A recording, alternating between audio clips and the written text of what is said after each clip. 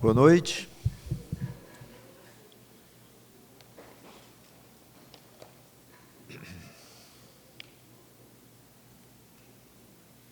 Vamos a Atos, capítulo 9.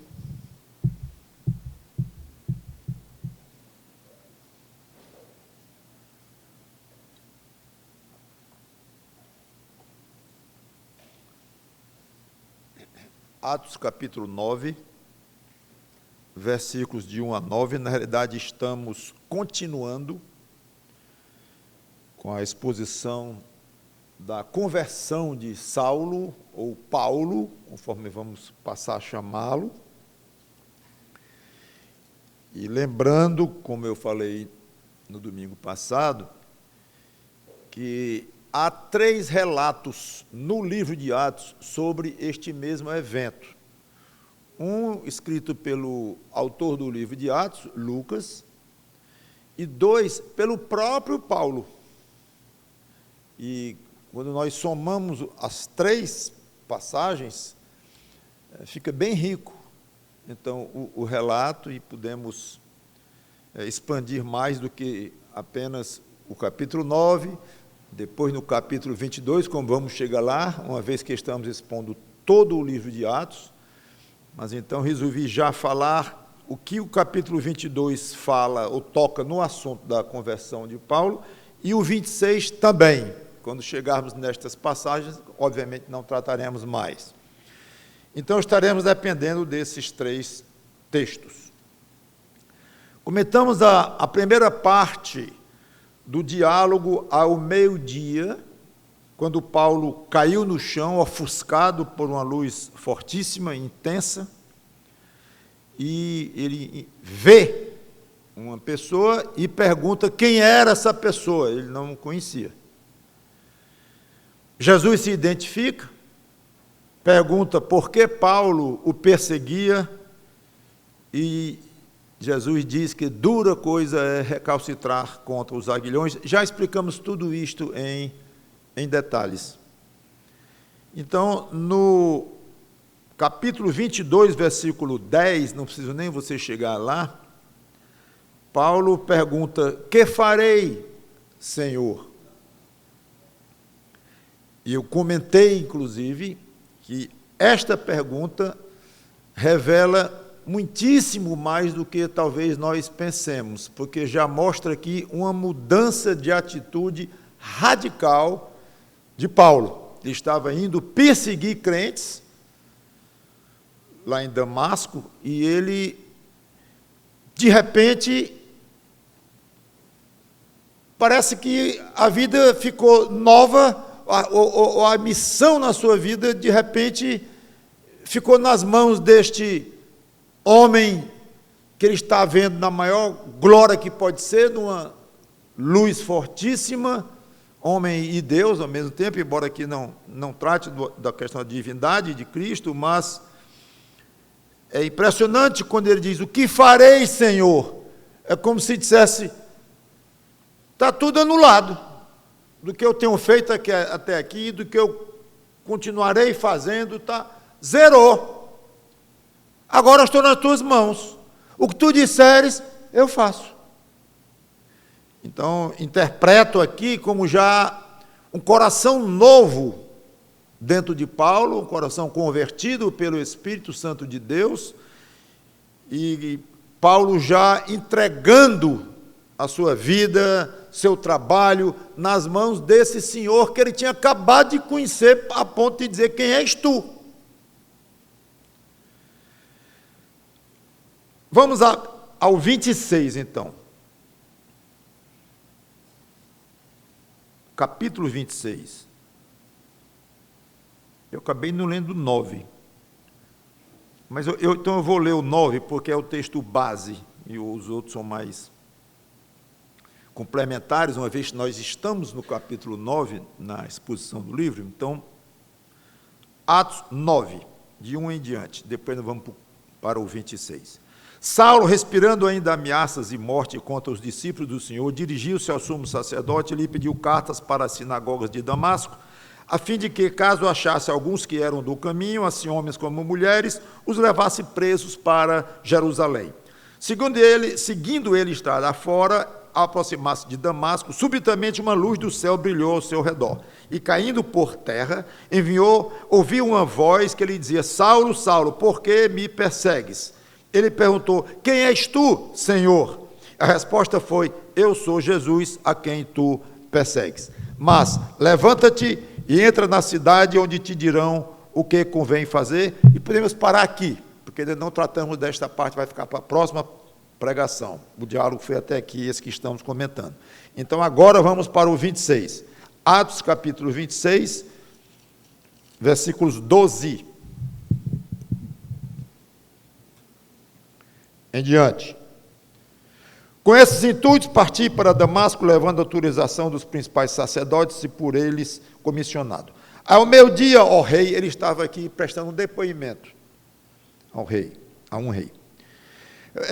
Parti, levando autorização, 13. Ao meio-dia, ó rei, indo eu caminho fora, vi uma luz no céu, mais resplandecente que o sol, que brilhou ao redor de mim e dos que iam comigo.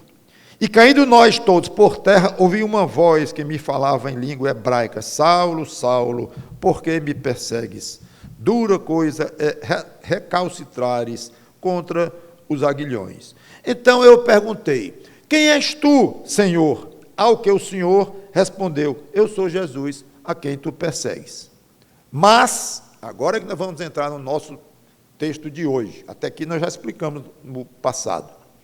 Mas levanta-te e firma-te sobre teus pés, porque por isto te apareci, para te constituir ministro e testemunha, tanto das coisas em que me viste, como daquelas pelas quais te aparecerei ainda, livrando-te do povo e dos gentios para os quais eu te envio, para lhes abrires os olhos e os converteres das trevas para a luz e da potestade de Satanás para Deus, a fim de que recebam eles remissão de pecados e herança entre os que são santificados pela fé em mim. Vamos orar. Santo Deus, nosso bom Pai, obrigado pela Tua palavra, por essa história tão bela, contada de ângulos diferentes, que complementadas são muito ricas. Que possamos aprender o que tem para nós aqui e, mais do que isso, aplicar nas nossas vidas. E nos edifica com o que vamos ouvir, a nós que já somos crentes em Jesus Cristo, e converte aqueles que, como Paulo, estavam ainda nas trevas e não sabiam quem Tu és. Então, dá-nos o prazer de ver pessoas se convertendo ao Senhor Jesus Cristo, da maneira como Tu quiseres, no Teu tempo. É em nome dele que te pedimos e agradecemos. Amém. A ideia é que tudo durou muito pouco. A conversão de Paulo estava consumada, repentinamente, e não havia tempo a perder. Cristo precisava dele urgente. Quando Jesus diz: levanta-te e firma-te sobre os teus pés, mais do que a frase em si, podemos ver aqui uma amostra, uma demonstração do que Cristo esperava dele. Trabalho imediato. Logo, serviço. É como se o fato de estar caído no chão como ele estava não fosse coerente com o trabalho que ele, Paulo, teria pela frente. A sua posição, agora como convertido e como alguém dedicado a Cristo ao ponto de dizer: o que eu faço? A sua posição seria em pé, firme, seguro, pronto para andar e andar muito, como este homem andou.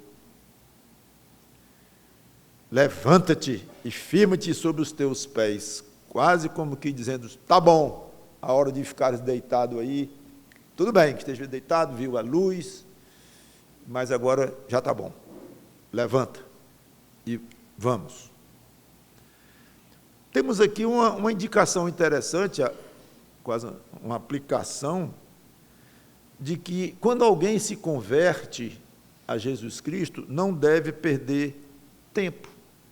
Dedicamos a pregação hoje de manhã para falar de dons, né?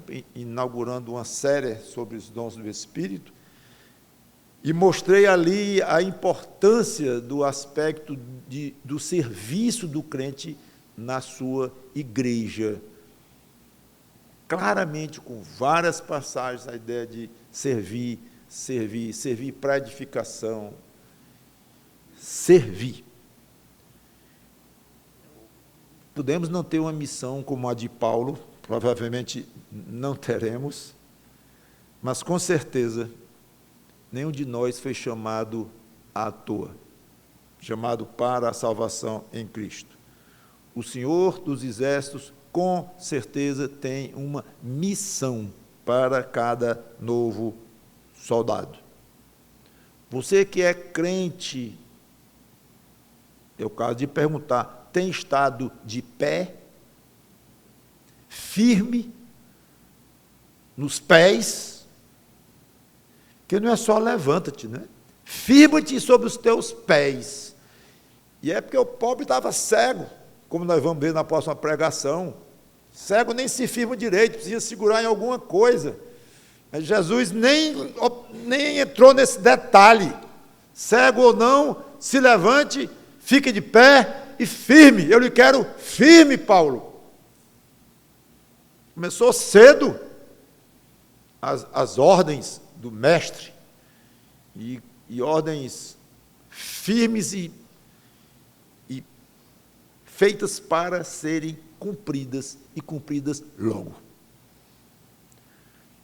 Se você é recém-convertido, ainda está tão admirado com a própria salvação, todos nós passamos um período, pelo menos eu passei, há muitos anos, né, de lua de mel, com a salvação em Jesus Cristo, assim, ainda atarantado por aquilo que tinha acontecido, algo difícil até de explicar. Cada um deve ter passado por algo semelhante, se não igual, mas semelhante. E é o caso de perguntar, você que se converteu há pouco tempo, ainda está nesse período, mas o problema é que faz meses que você se converteu. Se fazem dias ou semanas, tudo bem, mas meses, fazem anos, e você ainda está aí sentado, talvez deitado, ainda não se colocou em pé. Pronto, Senhor, manda. E você que é crente antigo, já perdeu essa admiração, esse fervor há muito tempo, ficou parado, e fica a pergunta, disposição. Agora Cristo explica o motivo da visão a Paulo. Porque por isso te apareci. Eu tenho dito algumas vezes, quando você vê na Bíblia alguma explicação, abra bem os olhos, grife a sua Bíblia, se você gosta de grifar passagens significativas. Quando diz por isso, por quê, para quê, preste bem atenção, porque é explicação da própria palavra de Deus para algo que está sendo ordenado, ou algo que está sendo explicado ali. Preste atenção, passagens que vão nos dispensar ficar perguntando, será que é por isso, será que é por aquilo, por que será que Jesus apareceu a Paulo? Não precisa especular, não. Às vezes nós ficamos realmente, será que é isso, será que é aquilo que o autor sagrado quis dizer? É normal isso acontecer, tá bem, tudo bem, nós vamos tentar descobrir pelos princípios da Bíblia e tal. Mas passagens em que há uma explicação clara e direta como essa, valem ouro. Pelo menos para mim, eu entendo assim. Por isso te apareci. Primeiro, te constituir ministro e testemunha, como ele coloca aqui. Por isso te apareci, para te constituir ministro e testemunha. E diz mais: tanto das coisas que me viste, como daquelas pelas quais te aparecerei, livrando-te do povo e dos gentios, para os quais eu te envio. Paulo agora é oficialmente convocado. Qual a função? Dupla. Ministro.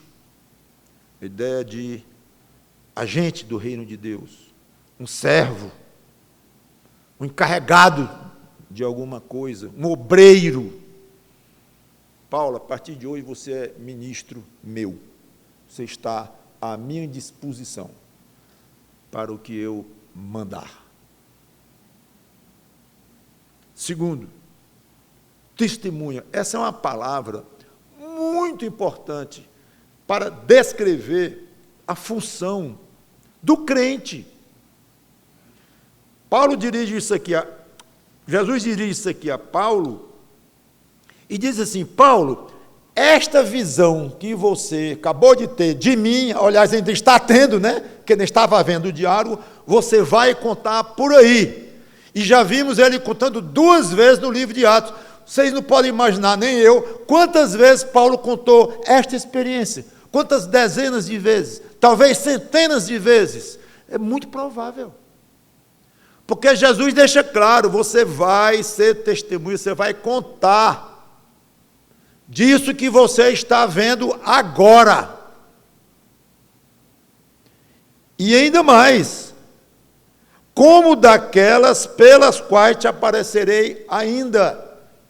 E sabemos que Cristo apareceu a Paulo mais algumas vezes, não muitas, mas algumas vezes estão registradas lá. Então é muito interessante que Cristo resume o ministério de Paulo para falar do que ele testemunhou, do que ele viu. Testemunha é algo que vê alguma coisa e conta, né? Não é de ouvir falar, é que viu. Tem uma testemunha aqui no julgamento. Você estava lá? Estava, eu vi a batida dos carros lá. Eu vi quando aconteceu esse assalto. Eu vi isso. Esse é testemunha. É porque viu. Viu. Vivenciou aquilo. Paulo, conte. É praticamente isso. Conte. Claro que é muito mais complexo.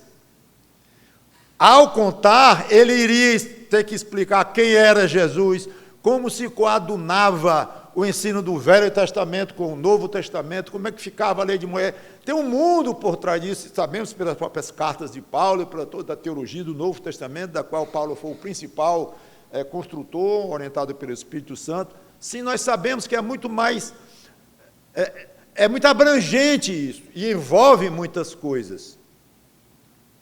Mas o resumo que o próprio Jesus fez do ministério de Paulo foi este: testemunha do que você viu de mim e ainda vai ver, e como consequência do que você ouviu, do que você aprendeu, do que eu vou lhe ensinar e tudo mais.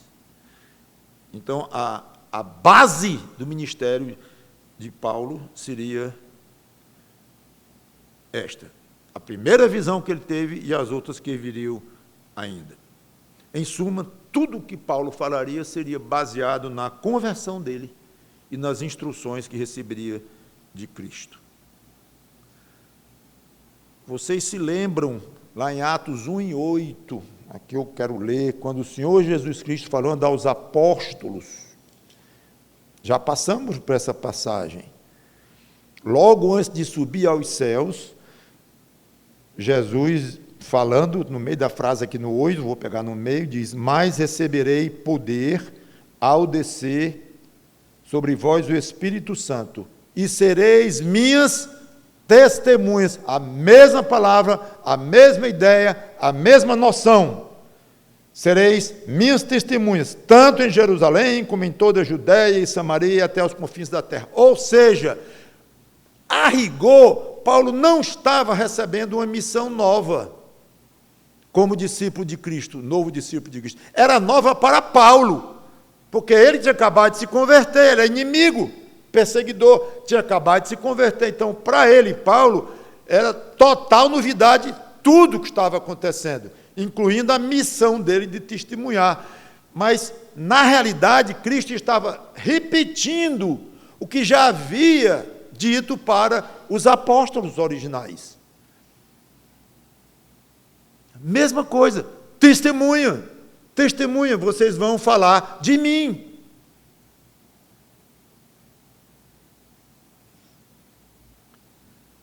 Todo crente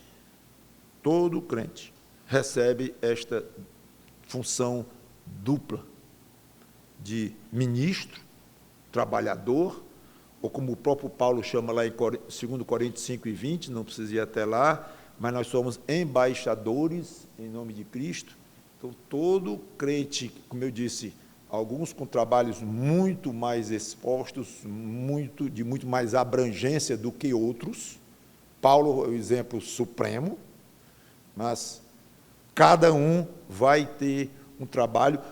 Curiosamente, pela manhã, novamente me referindo, falando dos dons do Espírito, mostrei lá que cada um tem o dom, que o Espírito Santo distribui dom ou dons a cada um individualmente, e que cada um é membro do corpo de Cristo, que cada um tem que servir.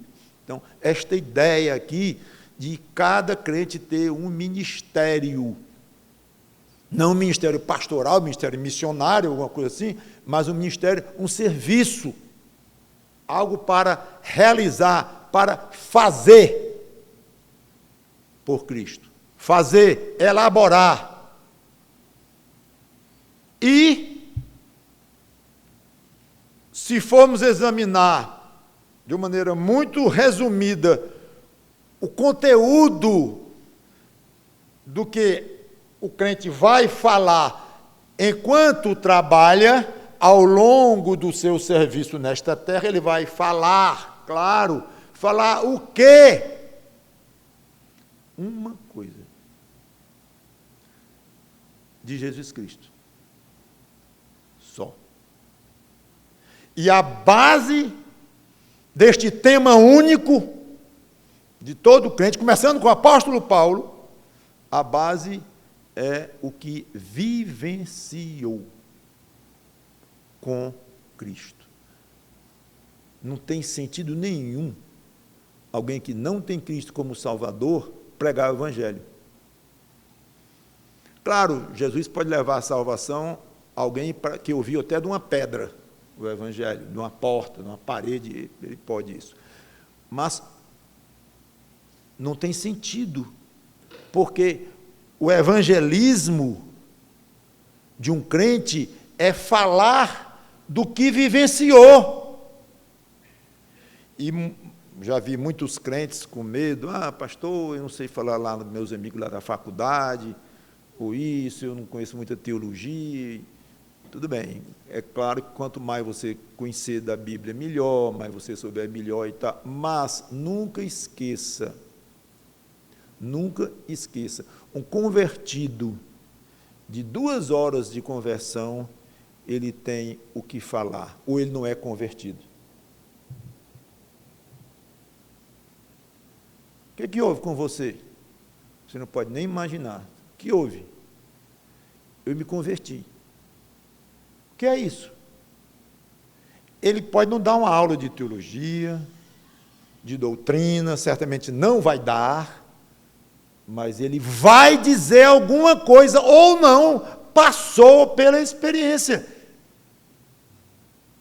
Eu não sei explicar direito não, mas meu coração mexeu, aí ele vai dizer com as palavras dele. Eu vivia com medo da morte, medo do inferno, e aí eu conheci, eu ouvi pregações, eu li a Bíblia, conversei com algumas pessoas que são crentes, aí eu senti que era pecador, estava precisando me entender com Deus. Eu não sei o que ele vai contar, não, mas é o testemunho dele, isso é valiosíssimo, isso é a base do que ele tem para dizer. E muitas vezes o crente deixa de enriquecer o seu evangelismo pessoal por falta desta noção de assim, quer saber de uma coisa? Eu não vou ficar preocupada com o nível da aula que eu vou dar aqui, ou da exposição que eu vou fazer para universitários ou para pessoas lá do trabalho, a teologia, explicar a Trindade, a pessoa de Cristo. Isso é complicado demais para a minha cabeça. Aí não fala. Talvez com medo, ou alguma timidez, ou coisa assim. Não fala. O pastor aqui. Não pense isso, não. Porque o pastor vai pensar aqui, aquele pregadorzão aqui. Aí o pregadorzão vai dizer, Lutero aqui. O apóstolo Paulo aqui. Não, não é assim, não. Não, fulano aqui. Não é. Você vai falar do que você viu e vivenciou com Jesus Cristo. Obviamente, isso pode assustar um pouco o crente ao ouvir isso que eu estou dizendo, pensar assim, mas a minha experiência com ele tem sido tão pouca. Já fazem 5 anos que eu sou crente, já fui batizado, sou membro da igreja, mas eu acho que o que eu explicaria hoje era a mesma coisa que eu explicaria uma semana depois da conversão. Só aquilo mesmo. Não sei mais nada e não tenho aprofundado na minha comunhão com Jesus Cristo. Eu queria ter mais o que falar dele. Aí tem tudo a ver. Aí tem sentido você ficar meio constrangido e se lembrar que depois de tantos anos, de centenas de pregações ouvidas e coisas assim, e quantas vezes você já leu, ou devia ter lido mais a Bíblia, você ainda não se sente muito temeroso de abrir a boca. E tudo que você tem a dizer é contar a sua conversão lá. Eu concordo que deveria ser muito mais rica a sua experiência, a minha, qualquer um de nós. Nunca devemos estar conformados com a nossa experiência com Cristo, no sentido de querermos sempre mais. Aí Jesus continua, livrando-te do povo e dos gentios para os quais te envio. 3 características aqui importantes da missão de Paulo. Primeira, a área de atuação seria o mundo gentio, ou seja, não seria uma missão baseada em Israel, mas seria vastíssima a área geográfica do ministério de Paulo, porque ele ia para os gentios.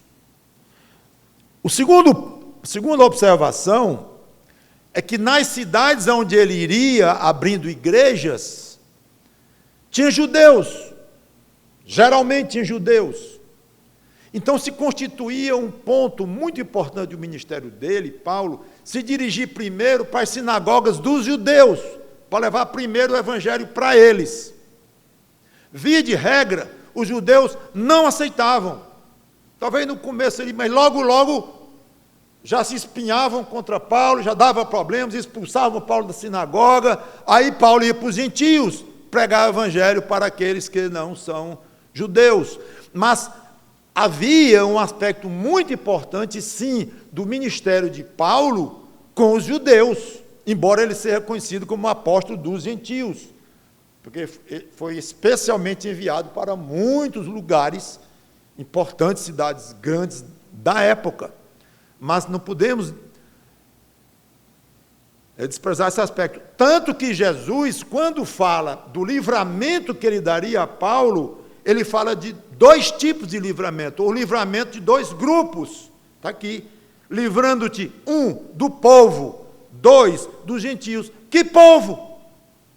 Os judeus, com toda certeza. Então, vemos aqui os judeus do lado e todos os outros povos do outro. Só tem um povo que é judeu, é o povo judeu, claro.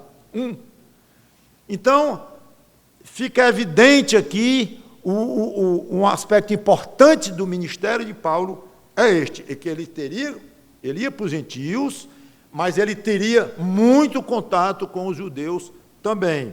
E terceira conclusão, que nós chegamos aqui, ou informação que Cristo dá, é que seria uma tarefa, ou uma missão, ou um ministério, ou uma vida que ele passaria a viver dali para frente, perigosíssima. A ponto de Cristo, com as poucas palavras que ele falou a Paulo aqui, resumindo tudo o que ele tinha para fazer para Paulo, claro, até aquele momento, ele coloca o verbo livrar. Livrar. Livrar tanto dos judeus quanto dos gentios. Então, seria uma característica importantíssima do ministério de Paulo ficar lembrado: eu tenho sobre mim um poder muito grande para me livrar, me proteger. Isso era muito importante para Paulo. Se Cristo falou aqui, é porque era, e seria muito perigoso. Só que, pela lógica mesmo, o alto risco do ministério de Paulo seria compensado pelo grande poder de Cristo, que estaria de olho nele, Paulo. Ou seja, por este ponto de vista, não seria assim tão perigoso. É perigoso alguém andar num ponto de drogas às 2 horas da madrugada? A primeira resposta que alguém vai dizer é: claro. Talvez fosse melhor dizer: depende. Se a pessoa for só, ou com um colega ali do lado apenas, é perigosíssimo. Se a pessoa for com 20 guarda-costas fortemente armado, com metralhadoras, não vai ter esse perigo todo, talvez nenhum perigo. Então, a noção de perigo, ela é proporcional à proteção que a pessoa tem ao se expor àquilo que poderia ser chamado de perigo. Então, o perigo já não fica assim tão grande. É perigoso, ninguém duvida, mas há uma força muito grande para contrabalançar esse perigo, para proteger esse perigo. Então, é muito importante este aspecto aqui da vida de Paulo e agora, por extensão, a nossa vida. Sabemos que o mundo é nosso inimigo, o mundo nos persegue, o diabo está ao redor como um leão, querendo devorar, e o diabo é muito poderoso, um poder que Deus deu a ele pela sabedoria de Deus, mas deu até um momento que vai terminar aquilo, mas é o Deus desse século, e sabemos que a nossa vida é perigosa, e é porque estamos num país com quase zero perseguição a crentes, pelo menos até aqui, e basta olharmos ao redor hoje o que acontece. Então, em princípio, a vida do crente, mesmo em paz, como vivemos hoje aqui, quanto a este aspecto, há perseguição social, em termos de quando a pessoa se relaciona ao seu redor com parentes, com amigos que nem são mais tanto depois daquela conversão, ou pessoas em escolas, faculdades.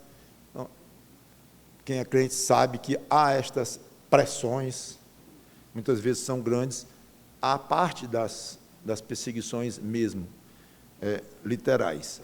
Seja como for, irmão, irmã, não deixe de ser ministro de Cristo, servo, serva de Cristo, e testemunha fiel dele por medo de perseguição, ou de sofrimento, ou de intimidação, de humilhação, que tudo isso pode ocorrer. Não deixe. O Senhor a quem você serve tem o poder de lhe livrar, vírgula, quando quiser. Porque se não fizer vírgula aqui, diz, como é que ficam os mártires? Como é que ficam os milhares e milhões perseguidos, inclusive hoje, e os que chegam a morrer, alguns até torturados? Cadê o poder dele? Cadê a promessa dele? E Paulo não morreu? Tudo indica na mão dos romanos. Cadê que ele protegeu Paulo? Protegeu até um certo ponto que não protegeu mais. Deixou a promessa dele de lado? Claro que não. Haveria de chegar um dia, nós temos um fim aqui na Terra, nossa vida física aqui tem um final, a não ser a geração que estará viva quando Cristo voltar, e mesmo assim vai ser transformado. Então há um final da nossa vida aqui como nós temos. Então é claro que vai chegar um momento em que Cristo vai dizer, tá bom, já cumpriu sua parte, como Paulo, né? O próprio Paulo, né? Completei a carreira, guardei a fé, estou pronto para ser derramado como libação, como ele diz lá, sacrifício líquido, estou pronto para ir. Ele estava sabendo que ia chegar o momento. Então, o crente pode ter certeza que ele é absolutamente, totalmente protegido pelo maior poder que existe no universo, o poder de Jesus Cristo, pessoalmente, até o dia em que Cristo quiser. Mas não justifica, então, o medo, nem a intimidação, porque se Cristo quis, é melhor assim, e chegou o seu momento, amém, chegou a hora de irmos nos encontrar com Ele. Agora, qual o objetivo da gigantesca tarefa de Paulo? Propagar uma nova escola filosófica? Implantar um partido político? Negociar com os governantes das cidades onde ele iria, ou na época tudo era romano, né? Correr para Roma e tentar negociar ali com os imperadores, o imperador do dia, ou do Senado, tentar negociar ali, ou de alguma forma tentar minar as estruturas do governo para influenciar o Estado numa ligação Estado-Igreja, que é um erro que todo cristão, verdadeiro ou não, que entrou por esse caminho, errou feio.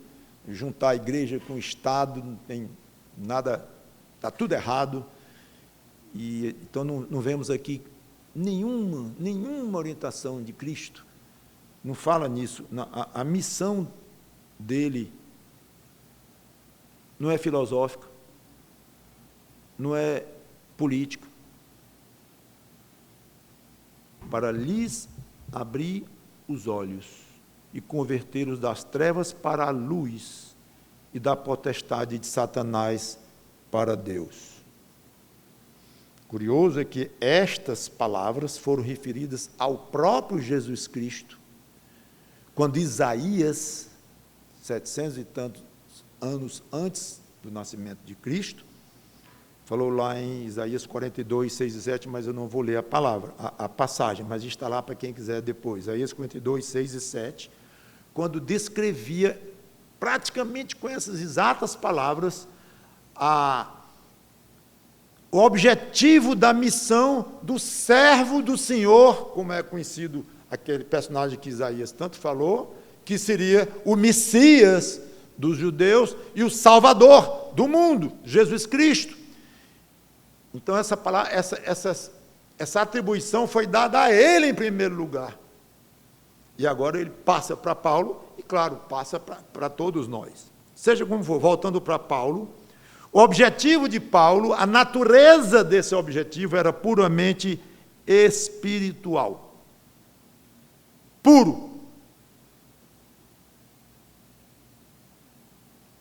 Como? Abrir os olhos e convertê-lo das trevas para a luz. Não se esqueça que Cristo estava falando com um cego. Naquele momento, Paulo estava cego. Ele ficou cego por causa da força da luz. Nós vamos ver na próxima pregação, se Deus quiser. Provisório, depois voltou. Mas veja como Cristo fala, como o grande objetivo de Paulo, ele fala em cegueira e abrir os olhos. Paulo deve ter entendido muito bem o peso da missão a que ele estaria destinado. Abrir os olhos de cegos. Imagina a vontade dele ver de novo, dele enxergar de novo. E eu vou fazer isso com pessoas. Não literalmente. Até onde sabemos, ele fez muitos milagres, pode até ter incluído essa. Jesus curou olhos físicos de cegos, mas não é um assunto aqui. O assunto aqui é espiritual. O estado natural do ser humano é cego, espiritualmente falando. Ele vive em trevas, ele não enxerga as coisas de Deus, as realidades celestiais, não conhece, vê Jesus Cristo na frente e diz: quem és tu? Como Paulo, cego, até aquele momento. E essa triste consequência, essa triste condição é consequência, após o pecado original de Adão e Eva, é de estar sob a potestade, o poder de Satanás, como ele diz, abrir os olhos e convertê-los das trevas para a luz. E da potestade de Satanás para Deus. Na realidade, esse "e", ele não está adicionando, ele está explicando, ele é explicatório. Quando eu digo abrir os olhos que estão nas trevas para a luz, eu estou falando em termos espirituais, Paulo, de que alguém sob o poder do diabo é cego. E sair do poder do diabo e ir para Deus significa luz. É basicamente isso. Ele está explicando aqui o que ele tinha acabado de dizer. Viver na luz é estar sob o poder de Deus, ou de uma forma o contrário, estar sob o poder de Deus é viver na luz. Então, com o testemunho de Paulo e a pregação do Evangelho, Paulo iria arrancar pessoas do poder de Satanás para o poder de Deus. Claro, quando dizemos que Paulo iria arrancar, era o Espírito Santo, o poder do Espírito Santo através do ministério de Paulo. Mas Jesus nem explica isso, ele diz: você vai abrir os olhos dos que estão em trevas para a luz. Você, curioso, mas é uma forma de dizer. A gente sabe que o poder mesmo de fazer isso era do Espírito Santo. Nós precisamos tirar pessoas desse reino maligno e levá-las para o reino do Senhor Jesus Cristo. Há uma passagem em Colossenses que Paulo, 25 anos depois desta conversão aqui, ele escreveu Colossenses, mais ou menos. E ele fala exatamente desta ideia, como se estivesse dizendo: isso foi o que aconteceu comigo. Jesus fez isso comigo e quis que eu continuasse fazendo com as pessoas. Olha que passagem, Colossenses 1. Essa eu gostaria que você fosse lá, pela importância dessa passagem. Essa é daquelas extremamente importantes. Ela é clara, ela é forte, objetiva, extremamente significativa. Ele, falando de Deus, nos libertou do império das trevas.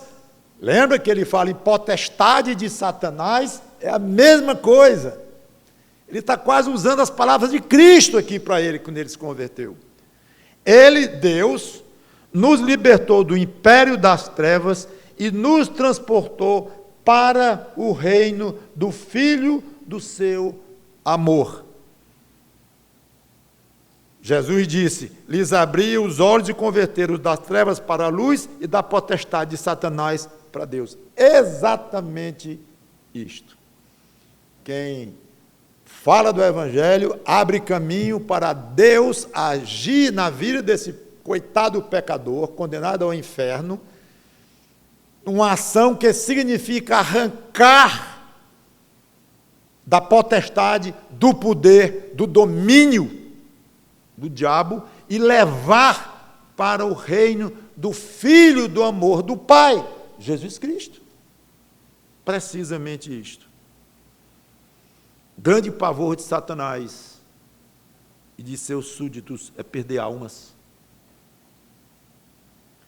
Como se processa essa mudança de reino? O que ocorre com a pessoa em termos espirituais? O que ela tem de fazer nesse processo? Essas perguntas são respondidas nas palavras com as quais eu encerro. Então, voltando a Atos 26, quando Jesus diz, no versículo 18, e os converteres das trevas para a luz e da potestade de Satanás para Deus, a fim de que, agora ele vai falar como é que se processa esse abrir de olhos, como é que se processa esse livrar-se do poder do diabo e ir para o poder de Deus. Como é que se processa isto? É fazendo promessas. Não, é dando dinheiro para a igreja. Não. Como é? Cristo explicou.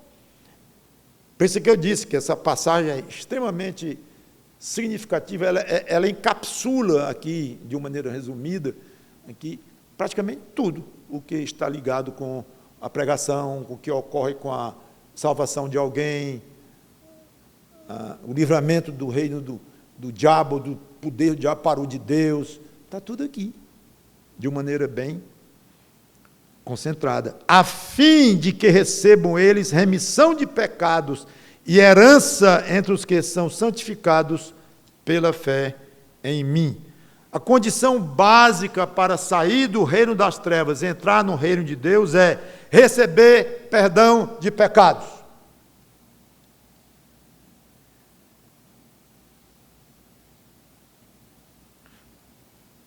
Você quer avaliar em que reino você está? Em que poder você está? Você está sob o poder do diabo hoje? Nas trevas? Precisando do Evangelho, da pregação do Evangelho para se converter?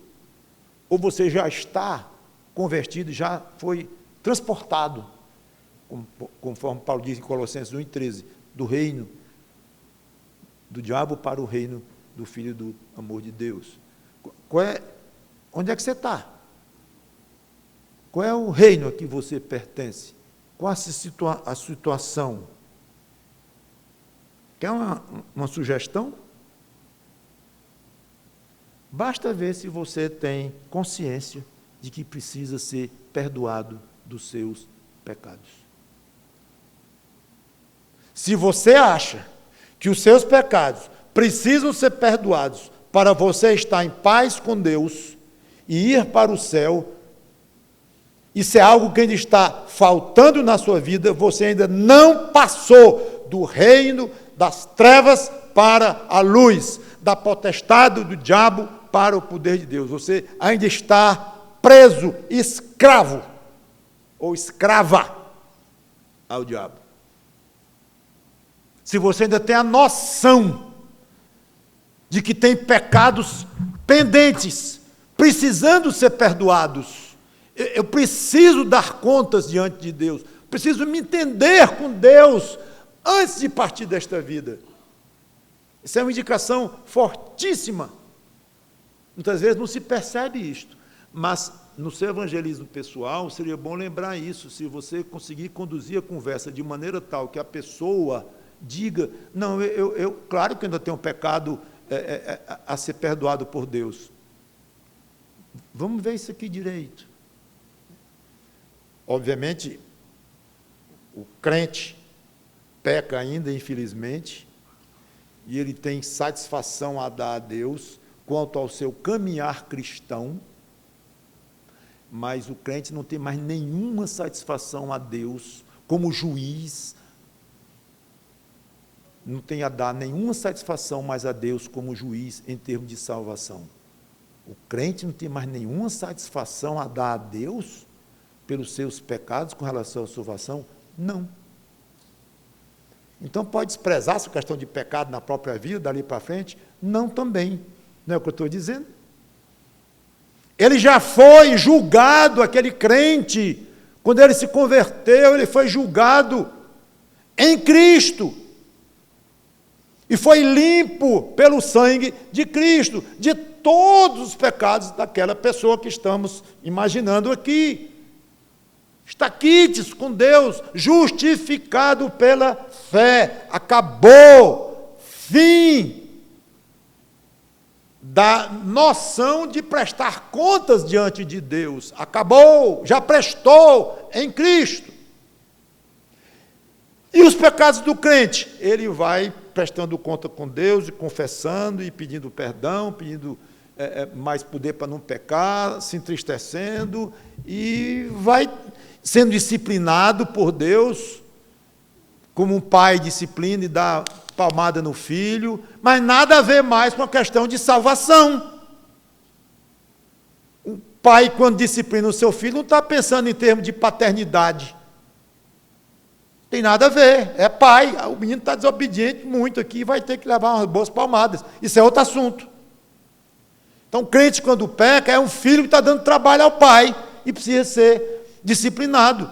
Mas questão de salvação, acabou.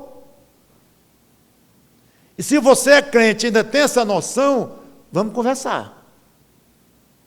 Precisamos conversar um pouco lá no gabinete. Ou talvez conseguir para você um discipulador, para você estudar um pouco mais, porque você está sofrendo à toa. Se você é crente e acha que ainda precisa ser perdoado nos seus pecados para efeito de salvação, é bom conversar e saber se as bases para você afirmar que é crente, se são seguras. Então, como ele diz aqui, a fim de que recebam remissão de pecados, perdão de pecados.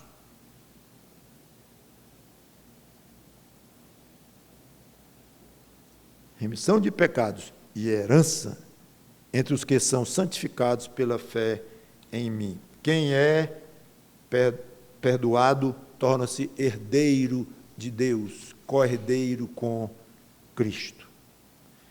E por fim ele diz, falando para Paulo, os que são santificados pela fé em mim. Esta é a base do Evangelho. Salvação não é por obras, é pela fé no Senhor Jesus Cristo.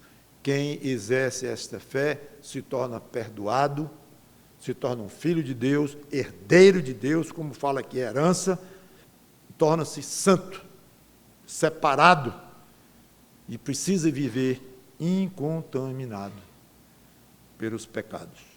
É o ideal, como já comentei. Então, após as palavras de Jesus, aí nós vamos ver na próxima pregação, Paulo se levanta, cego, e é levado para Damasco pela mão dos seus companheiros de viagem. Fica 3 dias cego, sem comer e sem beber, profundamente abalado, obviamente, por tudo isto. O fato é que, ao meio-dia, numa estrada, cai em terra um homem agressivo a Cristo e perseguidor de cristãos. Em poucos segundos ou minutos, não sei quanto tempo levou, levanta-se um escravo de Cristo, o maior trabalhador pela causa do Evangelho de que se tem notícia, o cristão mais exemplar da história do cristianismo, de abnegação, de amor por Cristo, pelos irmãos, tudo, zelo pelo Evangelho, tudo ele excedia em tudo. Isso pela visão que ele teve de Cristo e o trabalho que Cristo fez no coração dele, Paulo. Graças a Deus por cada um que é crente, que teve esta visão de Cristo, não da mesma forma espetacular de Paulo, mas que não deixa de ser uma visão absolutamente legítima, dada pelo Espírito Santo, que fez você enxergar com os olhos da fé. Cada crente que está aqui ouvindo passou por essa experiência, sim, de enxergar pela fé o Senhor Jesus Cristo. Teve convicção dos próprios pecados, pediu perdão, foi perdoado, tornou-se herdeiro de Deus e passou a ser santificado cada dia pelo Espírito Santo que habita nele. E se você não é crente, amigo ou amiga, Você pode ter uma visão de Cristo pela fé, sim. Pode ter o seu coração mudado por Cristo, sim. Daqui a 6 meses, venha para os cultos, 6 meses que aí pode ser. Não, obrigatoriamente não precisa ser assim, não. Pode ser hoje à noite, lá na sua casa. Abra o coração para o Senhor Jesus Cristo. Você pode ser transportado, aliás, do império das trevas para o reino de Cristo, assim. Não precisa fazer nada, executar nada. Ao mesmo tempo que você pensa nisso e peça a Deus que realize este milagre da conversão em você. É uma atitude dele, é pelo poder dele. Paulo estava com ódio dos cristãos, perseguindo o próprio Jesus através da perseguição aos cristãos. Aí Jesus toma a iniciativa e eu já comentei que muito provavelmente a frase de Cristo, dura coisa recalcitrar contra os aguilhões, poderia ser já uma inferência, quase óbvio isto, que Paulo estava com a consciência doendo, o aguilhão ali era a consciência dele, e quem é aquele Estevão que morreu de uma maneira tão bonita e falou coisas tão belas? Esses crentes perseguidos estão aumentando, e eles não xingam, não blasfemam, devia estar já muito mexido, Paulo, pensando, pois pense no que você tem feito por Deus, enquanto você tem vivido até aqui. Quando eu pergunto se você o que você tem feito por Deus, não é se você tem ajudado a Deus, que Deus precisa de você, não é esse aspecto, eu não gosto desse tipo de ideia. Jesus precisa de você, quase assim, tenha pena de Jesus, coitadinho, que morreu numa cruz por você. Será possível que você não vai se condoer e vai aceitá-lo como Salvador, fazendo dele um grande favor, prestigiando o nome dele, coitado?